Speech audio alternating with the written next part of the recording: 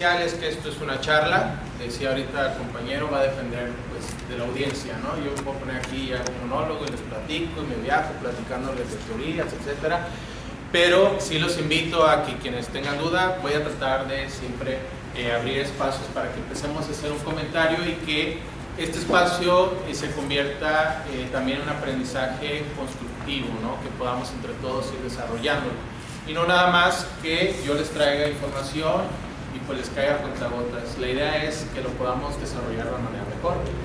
Te voy a poner entonces una presentación que desarrollé precisamente para esto. Decíamos, esta plática está enmarcada en el Día de la Tolerancia, el Día Internacional de Tolerancia, que fue el 16 de noviembre, el sábado pasado. Y bueno, más que nada, lo que me interesa ahorita es establecer qué vamos a entender por tolerancia. Como decía ahorita la doctora Magdalena, es un concepto que se puede escapar de repente a diferentes asunciones, podemos de repente tener diferentes formas de abordarlo y practicarlo, pero nos vamos a remitir precisamente a lo que UNESCO en su declaración de principios sobre la tolerancia pues no define. La tolerancia consiste en el respeto, la aceptación y la apreciación de la rica diversidad de las culturas de nuestro mundo, de nuestras formas de expresión y de maneras de ser humanos. Entonces, si se fijan, es un concepto un poco amplio, pero lo importante es que deja muy claro los principales aspectos que vamos a empezar a entender por tolerancia. El primero es el respeto, la aceptación y esa apreciación de esa diversidad. Y bueno, ¿qué hablamos entonces cuando decimos diversidad? A mí me gustaría reflexionar un poquito porque quiero asentar primero esta parte, va a ser esencial para que después empecemos a entender por qué empezamos a tener dificultades para entender a los demás sujetos, ¿de acuerdo? Entonces tenemos que iniciar planteando que vivimos en un entorno sumamente diverso, ¿sí? Como seres sociales, como comunidades, como grupos en estructuras de diferentes tipos, vamos generando ciertas particularidades. Entonces vamos a encontrar diferentes tipos de diversidad.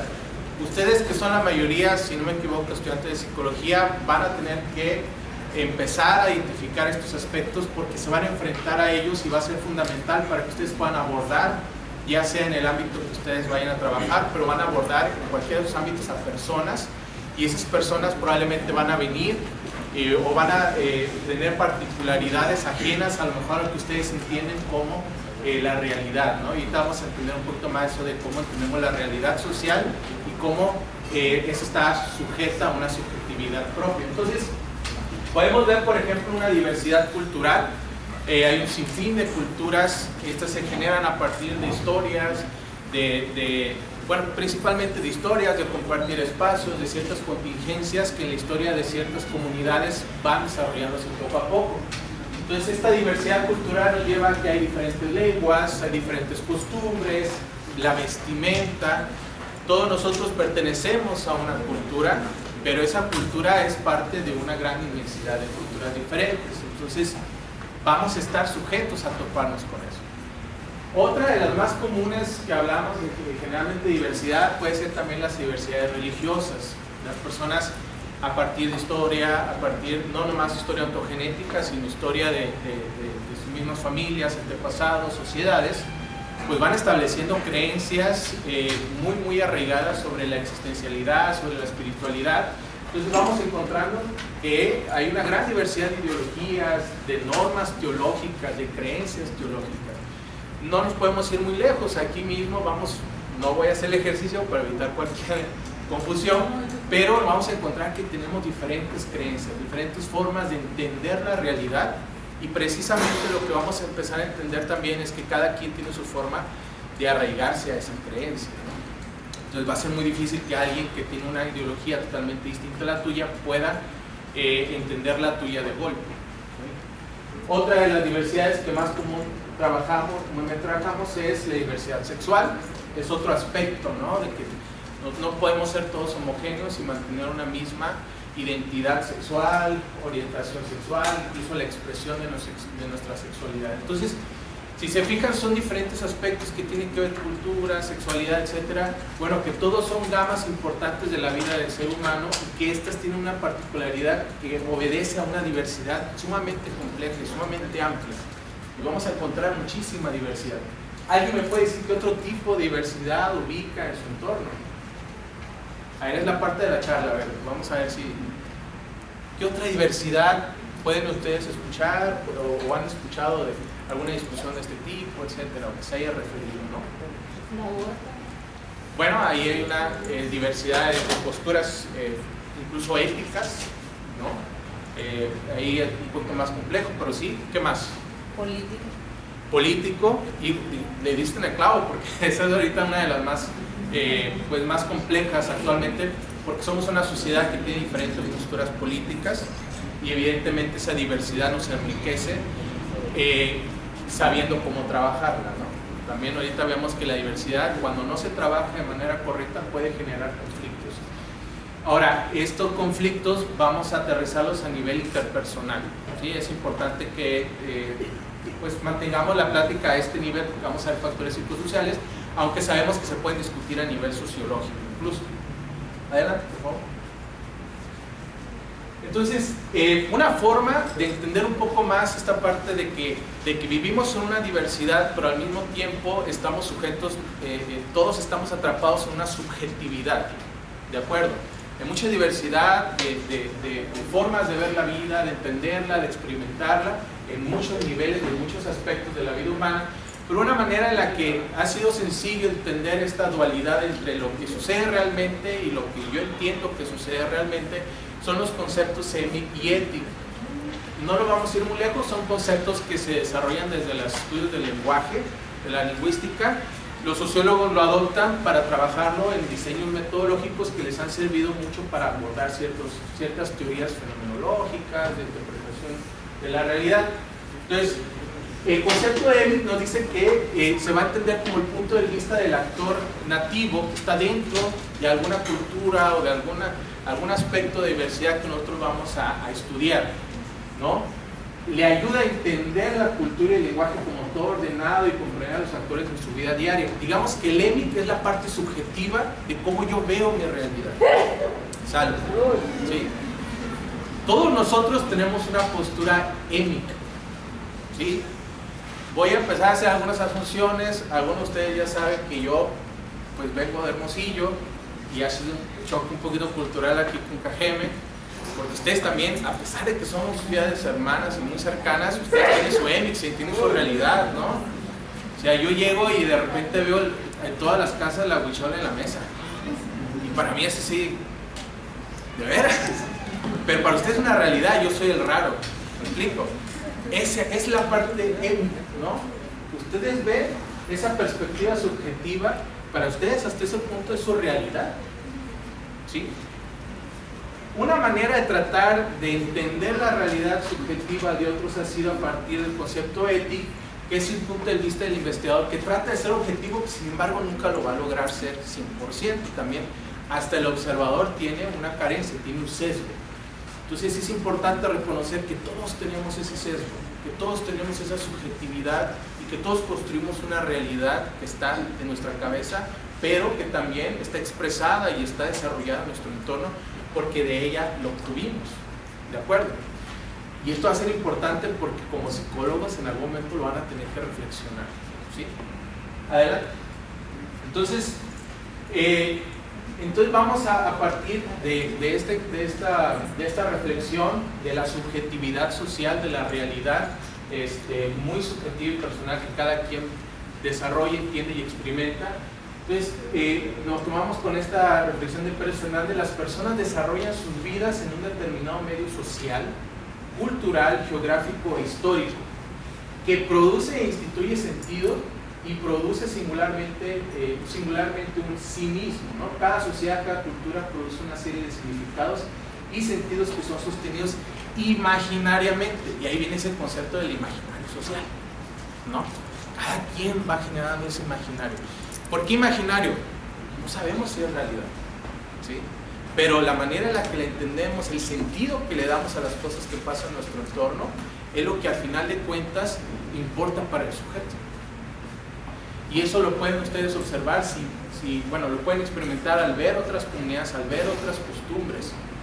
Yo los invito, si alguna vez pueden ir a visitar a los Seris, ellos tienen ahorita tienen ellos sus eventos y hay algunos proyectos en los que hay turismo ecológico, van allá a la isla de Tiburón, etc. Y si pueden ir a alguno de sus eventos, por ejemplo, sobre todo lo de la nueva Seri, los van a observar y seguramente mucho de lo que están ellos viviendo, experimentando, sus tradiciones, su costumbre, para ustedes no signifique nada. No, a lo mejor les despierta curiosidad, etc. Pero para ellos puede tener un sentido muy fuerte, muy espiritual y muy profundo. Entonces, a eso vamos, ¿no? Y lo mismo pasaría si alguien de una cultura distinta a la nuestra nos observara ahorita, nos viera. Imagínense una mujer musulmana y la viera usted con el cabello suelto, o sea, ¿no? Para ellos ustedes serían las que están correctos, ¿no? Pero es parte de eso, de entender que cada quien construye esa realidad. Entonces, me permito asentar todo esto porque vamos a partir después en las partes de los prejuicios y estereotipos, pero entendiendo que todos estamos dentro de este mismo fenómeno. Ahora, para observar, ¿no?, este entorno social, a diario las personas interactúan en un entorno con gran contenido de componente social. Todo el tiempo estamos en contacto con diferentes aspectos, como las normas de vestimenta, el lenguaje, los buenos días que nos damos a veces. Ya ni sabemos si significa algo, pero es la normativa y nos damos los buenos días porque ya es esa costumbre, ¿no? Y si alguien no nos da buenos días, ya sientes algo. ¿Sí? Ya sientes como que, algo está pasando, ¿no? Entonces estamos inmersos en ese entorno social. Y interactuamos con otras personas, con esas normas, con esas reglas, ¿no? ¿Cómo observamos e interpretamos ese entorno social? Nos ponemos a reflexionar si realmente lo que estamos haciendo tiene un significado, de dónde viene, etcétera, etcétera. ¿Cómo lo evaluamos? ¿Cómo evaluamos cómo se comportan las demás personas? Y esperamos un comportamiento de ellas porque están en un entorno normado que nosotros compartimos. ¿Sí? Y también cómo caracterizamos a esos individuos. Entonces ahorita vamos a ver cómo lo hacemos. Adelante. Para eso partimos y nos ayudan mucho una serie de teorías que son las teorías de la atribución. Que estas teorías lo que tratan de plantearnos es que cada sujeto empieza a hacer atribuciones de otras personas, ¿sí? Todo el tiempo estamos atribuyéndole a otros significado, motivo de sus conductas, ¿sí? Entonces es un proceso a través del cual buscamos identificar las causas, ¿no?, del comportamiento de otros y así obtener conocimiento sobre sus rasgos estables y sus disposiciones. Dado que la atribución es compleja, se han propuesto muchas teorías. Una de ellas es la teoría diferencial correspondiente de Jones y Davis, y ellos nos hablan de que nosotros generalmente cuando estamos observando la conducta de otros estamos siempre a la espera de entender por qué lo están haciendo y hacemos una inferencia, ¿sí? Inferimos mucho de las demás personas. ¿Quién tiene una amiga que ande de novia con un muchacho muy guapo? Levante la mano. Con un muchacho muy guapo. ¿Quién tiene una amiga? Porque no hay ese que digan, yo, porque todos van a decir, mi novio es bien guapo. ¿Quién tiene una amiga? Levante la mano. Mira, ya. Entonces, ¿quién se ha preguntado por qué mi amiga anda con ese muchacho? ¿No? ¿Sí? ¿Se han preguntado por qué? Entonces, porque está guapo, ¿no? ¿Sí? O sea, pero si el muchacho vive por allá para el norte, en una casita grandecita, trae carro propio, no le falta ingreso, es muy amable, es muy buena onda, y le empieza a meter muchos atributos positivos, ¿no? Y ahí es cuando dices, ¿por qué andas con él? Tiene muchos atributos ya. Si tú le empiezas a meter muchos atributos positivos a ese novio ficticio que no existe y no existe, son tantos que para usted va a ser, ¿por qué anda con él? ¿Por qué se va a casar con él? ¿Sí? Pero si tienen una amiga o que anda con un muchacho que no es agraciado físicamente, por no decirle que está bien feo, no trae carro, anda en camión, bueno, pero es muy simpático. Híjole, se avienta todas las charras y esto, y toca la guitarra, ¿no? Entonces, ustedes van a poder hacer una inferencia. Anda por él porque a ella lo que le importa es el trato que tiene él. Es fácil hacer una inferencia en ese sentido. Entonces, más o menos por ahí va esta teoría de John State, ¿no? De la correspondencia. Tratamos de entender por qué el otro hace algo, ¿no? Y hacemos inferencias de eso. La de atribución causal de Kelly es un poco más complejita. Él lo que intenta transmitirnos es que nosotros hacemos inferencias en función de qué tan común es una conducta en una persona. ¿De acuerdo? Por ejemplo, si conocen a alguien que todos los días lo saluda, buenos días, buenos días, buenos días, y es muy amable, entonces nosotros vamos a atribuir que es una persona muy amable, una muy buena persona, ¿sí? Y también vamos a encontrar conductas que son raras en una persona.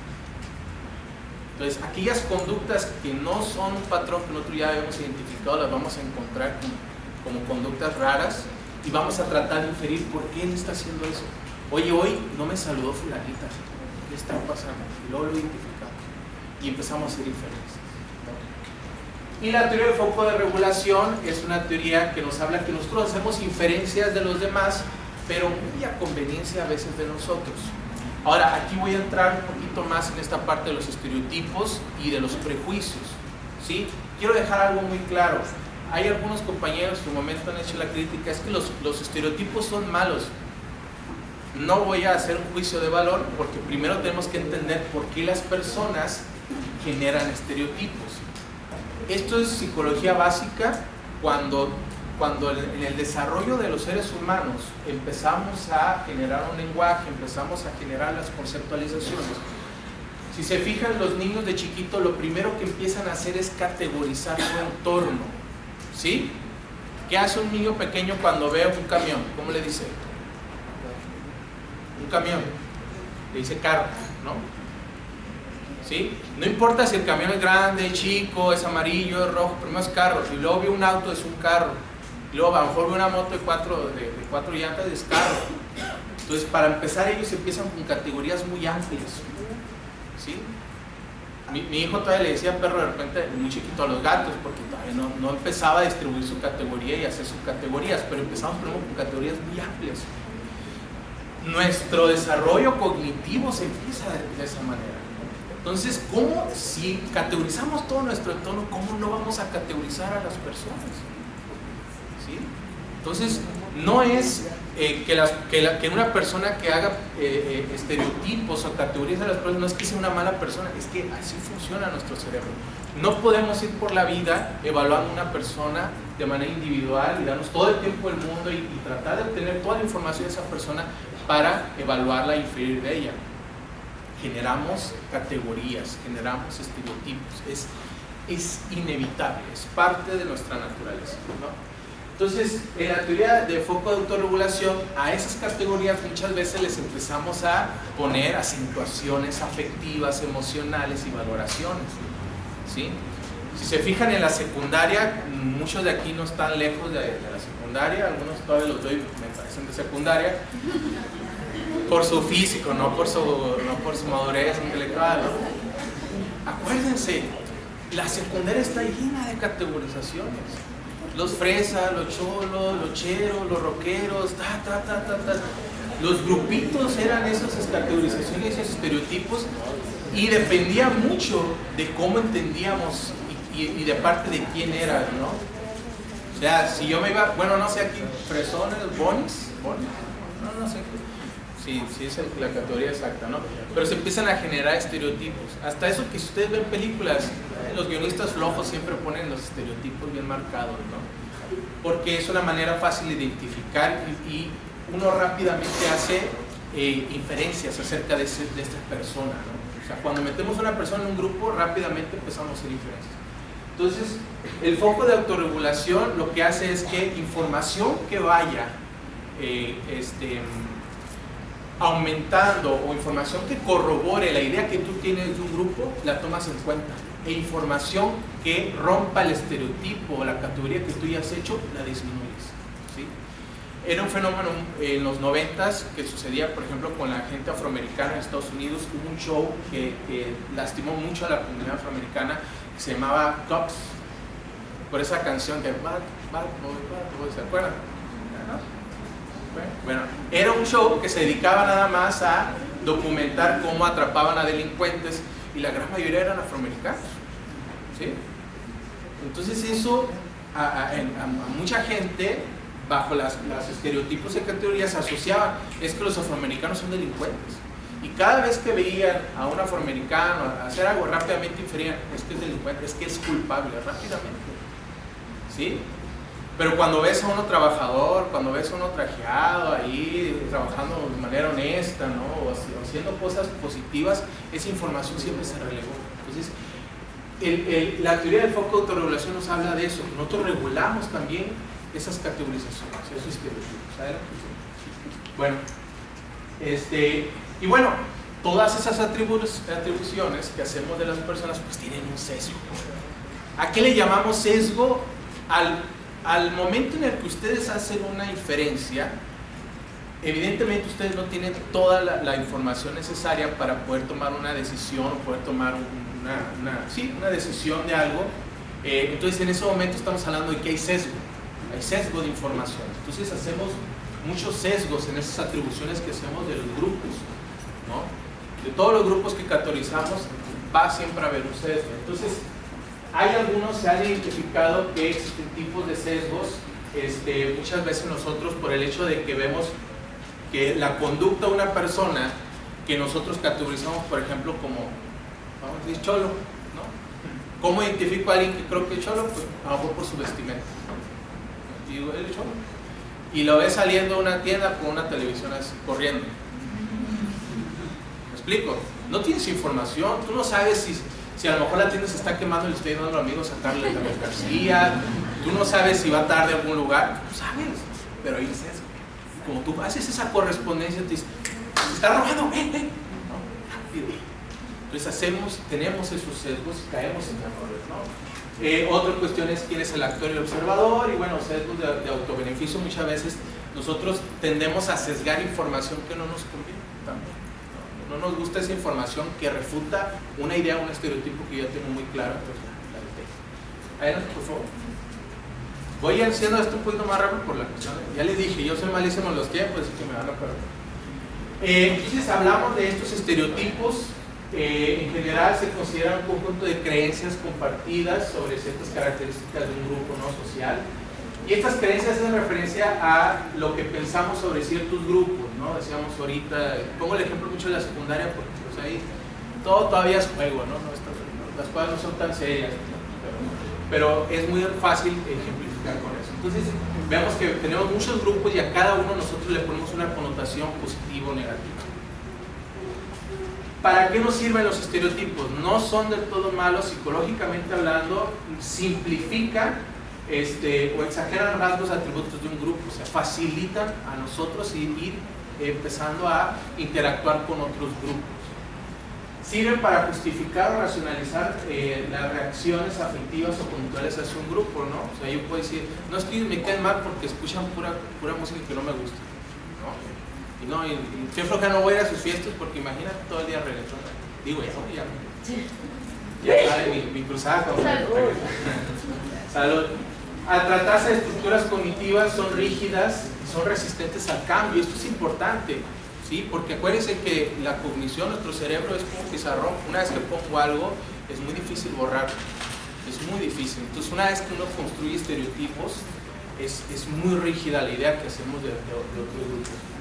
Y desde una perspectiva cultural conviene destacar su carácter consensuado en la medida en que son creencias compartidas por los miembros de una cultura. Los estereotipos no surgen de un individuo, se hacen y se construyen en grupos, ¿sí? Entonces, cuando vemos un estereotipo, no nos engañemos, no es que hubo una mente siniestra para tratando de desprestigiar a algunos, a veces promueven a algunos, pero realmente surgen por la generación grupal.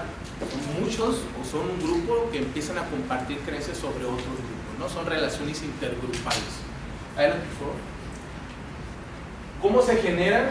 Bueno, una de las explicaciones más claras es la estructuración de estereotipos ha sido la categorización, que era lo que yo les decía ahorita, que nosotros estamos acostumbrados a categorizar nuestro entorno. Entonces, para hacer esto más fácil, a lo mejor a veces metemos a todo un grupo de personas en una misma categoría.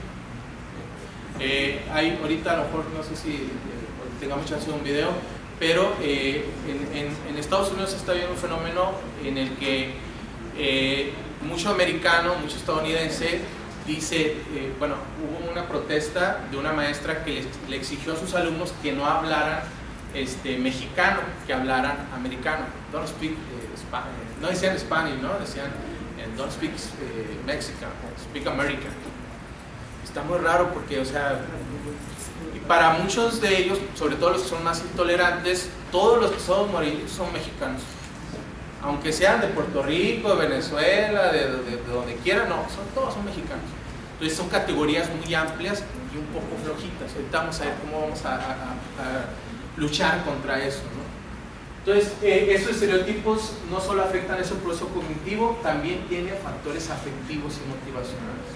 Es decir, los estereotipos tienen una parte emocional, ¿sí? Y a veces podemos tener emociones buenas, positivas, de afecto, pues de cariño, amor, de reconocimiento, de lo que quieras, y también negativas, odio, ¿no? Exclusión, etcétera, etcétera. Entonces, no es que los estereotipos sean todos malos, o sea, depende de la connotación que van tomando hacia ese grupo en particular. Y evidentemente nos motivan a actuar de cierta manera con esos grupos. Adelante, por favor. Ahora, ¿qué funciones tienen psicológicas? Si nos permiten tener estas partes motivacionales, se considera que los estereotipos cumplen una función de proteger el sistema de valores también.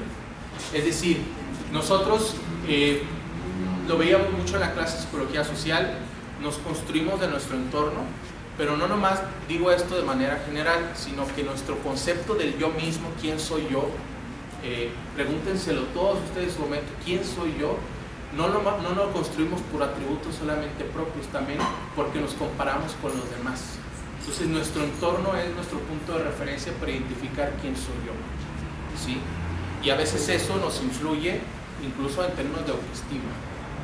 Entonces es muy importante, psicológicamente hablando, de entender estas interacciones, porque muchas veces trabajamos autoestima y no nos damos cuenta que también esa construcción que hizo esa persona de sí mismo y que valoró como negativo también tenía que ver con su entorno. Su entorno influye mucho en cómo se percibe y cómo se considera. Entonces los estereotipos nos ayudan a proteger muchas veces ese quién soy yo, porque yo sé que no soy, bueno, van a venir los naranjeros, ¿no? El fin de semana, ahí se van a dar cuenta, ¿no? Y dices, yo soy de Obregón, ¿no? Lo de Hermosillo, y entre más le tiras a Hermosillo, más te sientes de Obregón. ¿Me explico? Va por ahí. Entonces, va en ese sentido. Necesitamos muchas veces estereotipos para afianzar quiénes somos. El problema viene después, cuando no tenemos claro que simplemente es una referencia. Ya después se vuelve algo muy pesadito. Adelante. Entonces, empiezan a surgir los prejuicios, que decíamos ahorita, como tenemos valoraciones a ciertos grupos, a ciertas categorías, y esas valoraciones negativas o positivas nos permiten en ciertas circunstancias generar prejuicios, es decir, tener un juicio previo antes de tener la información correcta, que es lo que decíamos ahorita de una persona afroamericana saliendo corriendo con una televisión, ¿no? O sea, es un prejuicio, y generalmente esos prejuicios nos llevan a muchos errores, ¿no? a conclusiones erróneas. Vamos a entender entonces los prejuicios primero como una actitud usualmente negativa hacia miembros de algún grupo. Los individuos tienen prejuicios debido a que estos permiten reforzar su autoimagen, decíamos ahorita eso. Cuando el individuo prejuiciado carga contra un grupo hacia el que tiene una visión negativa, esta situación le permite afirmar su autoconfianza. También pasa al contrario. Cuando uno es víctima del prejuicio, también lo reafirma como parte del otro grupo, porque realmente el prejuicio puede ser, muchas veces ser un rechazo del otro, y eso nos lleva a generar estos, no subgrupos, sino grupos excluidos, y generan su propia cultura. Si no, fíjense en Estados Unidos que hay muchísima marginación, hay mucha exclusión de grupos sociales, y ellos empiezan a generar su propia identidad. Un caso muy claro son los chicanos. Los chicanos no se sienten mexicanos. Ellos lo dicen, no somos mexicanos, pero tampoco somos americanos, por no decirlo de otra forma, ¿no? Al sentir ese rechazo, esa exclusión, ellos se hacen, generan mayor cohesión y generan su propia cultura, su propia identidad. Entonces son fenómenos intergrupales que todo el tiempo están surgiendo. Adelante, por favor. Ahora, decíamos, ese prejuicio cognitivamente ahorra esfuerzo. Ojo. ¿Por qué? Porque no tenemos que pensar mucho. Y yo creo que a estas alturas ya sabemos que no pensar mucho, pues no es muy recomendable, ¿sí? Pero es un ahorro de esfuerzo. Entonces las personas no gastan mucho de su energía pensando de más acerca de ciertos individuos. Aquí hay unos dibujitos, ¿no? Nosotros podemos observar a una persona y por ciertos signos o señales que atribuimos a una categoría, rápidamente hacemos asunciones, ¿no? Hacemos inferencias. El atlético, no vemos a alguien así, todo empuchado, por lentes y todo. Pues yo diría que anda crudo, ¿no? Pero muchos dicen, no, es un ladrón. Algo está ocultando, ¿no? Se está ocultando, quiere ocultar algo. La abuelita, ¿no? Cada vez que abren el de chocolate abuelita, ¿no? ¿Cómo eligieron a esa señora, no? Explico, porque hay la imagen de la abuelita. Y mi abuelita no se parece a ella, pero... explico. Entonces nos ahorra mucho esfuerzo y todo el tiempo los estamos usando. Claro, el problema viene cuando lo usamos de manera negativa o cuando empezamos a generar dificultades al no poder interactuar con otros, y ahí es donde vamos a entrar a la parte de la tolerancia, ¿verdad?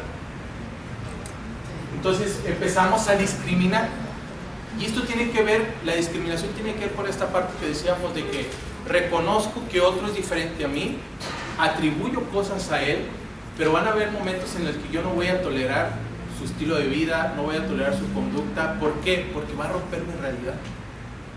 Y acuérdense que decíamos que al inicio las personas empiezan a generar su propia realidad de manera subjetiva, ¿sí? Entonces cuando llega un nuevo agente que es de otro grupo, no comparte mis normas, no comparte mis costumbres, no comparte mi lenguaje incluso, y de repente empiezo a interactuar con él en un mismo espacio, ¿qué es lo que empieza a pasar? La persona que ve invadida su realidad, pues empieza a tener un malestar, ¿no? Que es una disonancia. Bueno, no es disonancia cognitiva, pero es similar a la disonancia cognitiva, es decir, empieza a tener un malestar cognitivo y emocional, pues empieza a molestar mucho. Y ahí viene el problema, cuando no podemos trabajar esa parte, porque a todos nos puede pasar en algún momento que llegue alguien que rompa, ¿no? O que transgreda nuestra realidad. Y bueno, cada quien, hay gente que tiene una realidad muy chiquita, hay gente que tiene una realidad mucho más amplia, y eso depende de su digamos, de su capital cultural, como decía Ayla, por favor. ¿Cómo combatimos el prejuicio? Hay algunos efectos. El bookkeeping o contabilidad, propuesta por Rothbard, consiste en la acumulación de información contradictoria con los contenidos del estereotipo. ¿Cómo rompemos estereotipos? Pues empezamos a generar más información contradictoria. Ahorita decíamos de los afroamericanos. Oye, pero Martin Luther King, o sea, viendo tantos hombres afroamericanos que han luchado por los derechos civiles, gente muy respetable, muy honesta. Entonces tenemos que empezar a darles espacio y empezar a retomar información de ellos, ¿sí? En México tenemos algo, no me gusta meter mucho porque luego, pues cada quien responsable su propia espalda, pero en México se observa mucho lo que es el racismo encubierto en elitismo, ¿sí? Dicen, es que en Estados Unidos son muy racistas porque allá es muy obvio, ¿no? De diferentes etnias, diferentes tipos de población por su carga genética, etcétera, por su procedencia. En México somos mestizos, se habla de muchas cosas, pero los últimos trabajos han apuntado mucho en que México realmente es un país elitista, pero es racista encubierto, ¿no? Porque es elitista con los de cierto tono de piel, pero no se dice que son racistas, ¿no? Es que son ¿cómo les dicen? ¿Cómo es la palabra? ¿No? ¿Qué son nacos? Y incluso el naco de repente toma una connotación, pero encubiertamente es un racismo, porque yo nunca he visto que alguien que sea güerito, alto, ojos azules le diga naco, aunque traiga crocs con calcetines, ¿no? Pero va por ahí, ¿no? Va por ese sentido. Entonces, ¿qué es? Pues hay que dar información contradictoria, que contradiga esos estereotipos y tratar de generar más información que rompa esas ideas. Otro es el efecto de conversión del estereotipador como consecuencia de información especialmente impactante. Hay veces que un suceso muy impactante cambia mucho la perspectiva, ¿de acuerdo? Cambia mucho la perspectiva. Por ejemplo, en Estados Unidos, después de la Segunda Guerra Mundial, la perspectiva que se tiene de la comunidad judía cambió muchísimo. Muchísimo, porque lo que les pasó fue sumamente grave, sumamente fuerte. La personalización, que consiste en el establecimiento de relaciones basadas en criterios interpersonales. Esto está muy interesante porque pueden decir, ahí me caen muy mal todos los de Hermosillo. No, son bien acá de lo que quieran, ¿no? Entonces ustedes están hablando de otro grupo. Pero yo a veces le pregunto, ¿conoces a alguien de Hermosillo? Pues tengo un primo Hermosillo.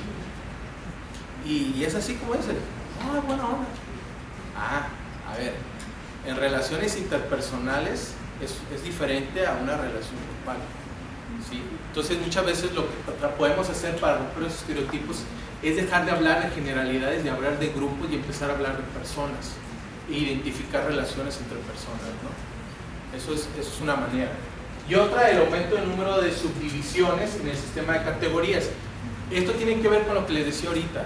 Si una persona tiene una realidad muy pequeña, tiene un repertorio cultural muy pequeño, sus categorías son muy amplias, ¿sí? Hace poco, sobre todo con todo lo que está pasando ahorita, alguien hablaba, es que los indígenas, ¿cómo? Los indígenas son estos, son lo otro, evito comentar. ¿Cuáles? Pues los indígenas. Sí, hay como 300, ¿no? 300 en México. Son muchísimos, pero ¿cuáles de ellos? Sí, los mayos, los eres, ¿quiénes? Los indígenas. Entonces, ¿qué pasa? Su categoría es muy amplia. Es gente muy floja. No tiene ese repertorio cultural. Entonces, ¿cómo lo hacemos? Empezamos a generar su categoría, cultivando, entendiendo. Cada vez que en la escuela les empiezan a hablar de las etnias y cómo cada una tiene sus tradiciones, eso es positivo, eso nos va llevando a erradicar estereotipos sumamente amplios que nos van a generar sesgos muy amplios y errores muy garrafales. Entonces, una manera de empezar a luchar con los estereotipos es eso, ¿no? Es generar más cultura y ampliar a la gente, que no son los únicos en este mundo, que hay otras poblaciones, hay otras culturas, hay otras religiones. ¿Por qué? Porque una vez que los individuos empiezan a entender que su realidad es mucho más amplia y más diversa, y empiezan a tomarse el tiempo de, a lo mejor no de entender todas, pero a reconocerlas, su realidad se ve menos amenazada. Siguiente, ¿cómo estaba el tiempo? Tú me dices. Entonces, uno de los factores importantes en qué antecede a una conducta de tolerancia o de intolerancia es un factor que en psicología se ha trabajado muchísimo, que son las actitudes, que generalmente tiene, bueno, no generalmente, desde una postura teórica tiene siempre una valoración que conlleva una parte cognitiva y una parte afectiva, una parte emocional. Y esto nos lleva precisamente a los estereotipos y a los prejuicios, porque decíamos que a cada categoría le acentuamos un valor emocional y un valor cognitivo. Al momento de que caracterizamos a un grupo, tenemos información. Decimos, es que los de tal grupo son así, son acá, son allá. Empezamos a desarrollar todas sus características, pero además después les ponemos una connotación emocional. Y eso me cae mal, por eso yo los odio, por eso no me caen bien, por eso no los quiero en mi casa, por eso no los quiero en mi país. Entonces las actitudes son la representación que tenemos de eso. Muchas de las escalas, incluso ahorita que estoy trabajando con escalas, decía actitudes hacia la homosexualidad, actitudes hacia la... ¿no? Porque las actitudes es la parte que, digamos, podemos conceptualizar y no observar directamente, pero trabajar más inmediatamente en los individuos. Entonces la actitud nos habla mucho de eso. Entonces, es una manera de evaluar estos prejuicios. Adelante. Entonces, ¿cómo se forman? Decíamos, las actitudes surgen a partir de la variedad de información acumulada de los objetos estudiados, ¿no? Entonces, actuamos como jurados que ponderan el peso de las evidencias, formando actitudes que sean consistentes con la mayor parte de lo que sabemos, sentimos y experimentamos.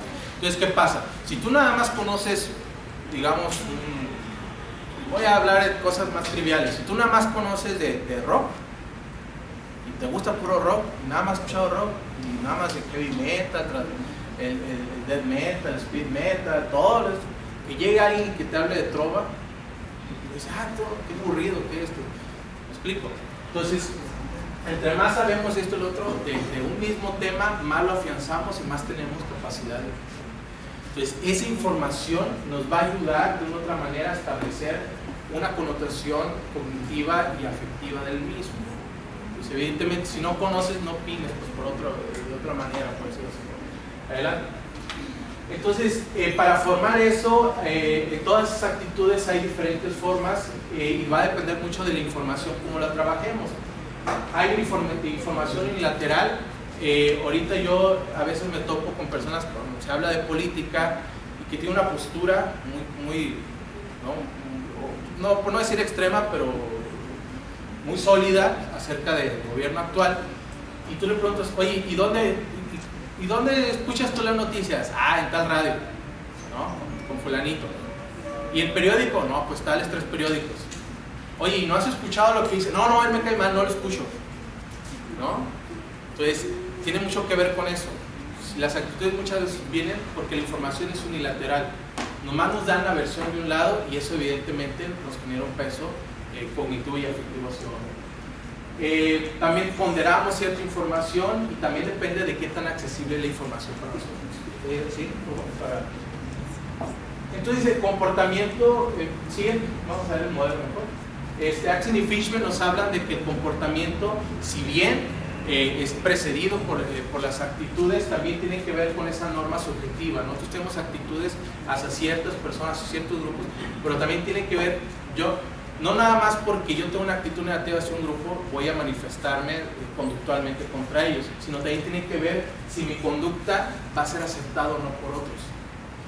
Entonces muchas veces la intolerancia radica en eso.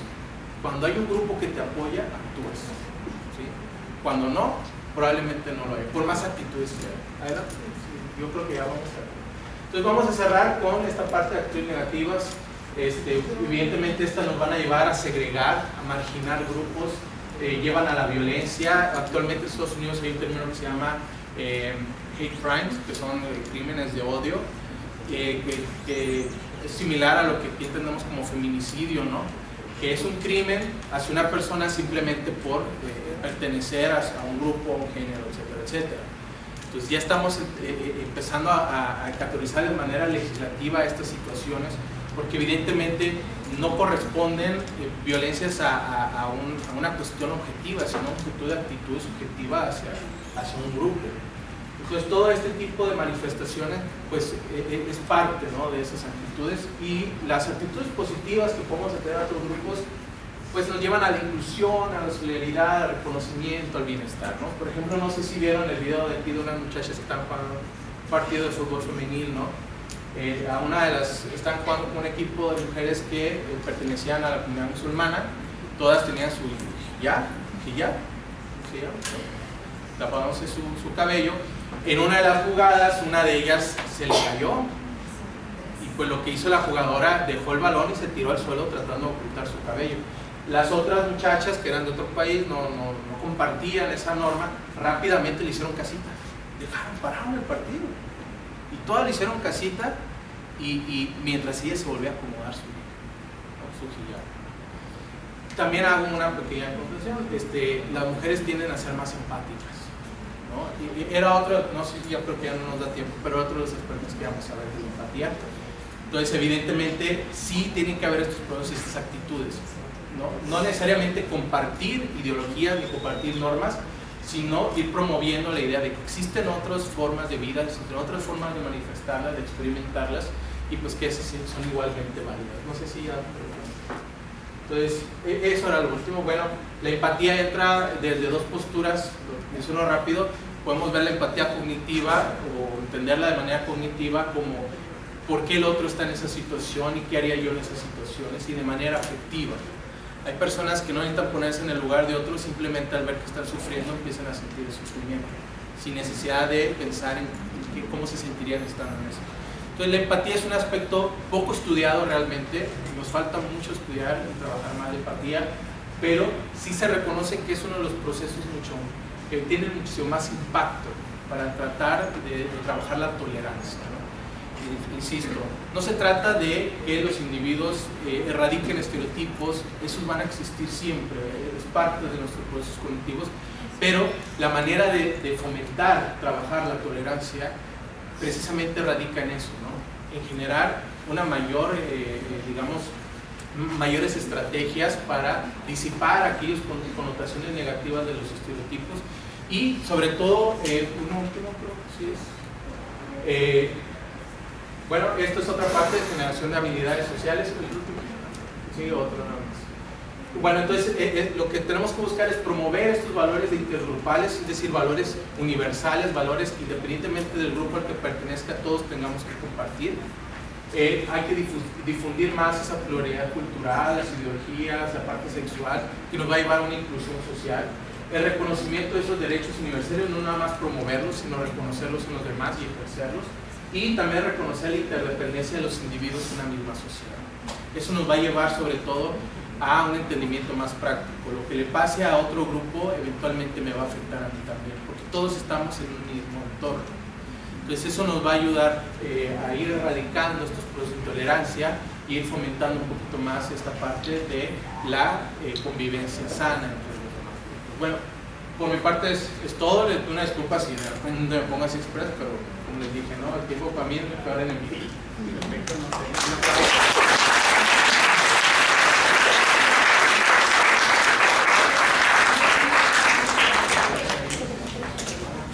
Entiendo que estamos pues ya en tiempo, pero sí sería importante si hay alguna pregunta, algún comentario para cerrar esta charla de alguno de ustedes de manera breve. Damos tiempo a una pregunta que pueda responder aquí nuestro invitado. No necesariamente una pregunta, sino un comentario, una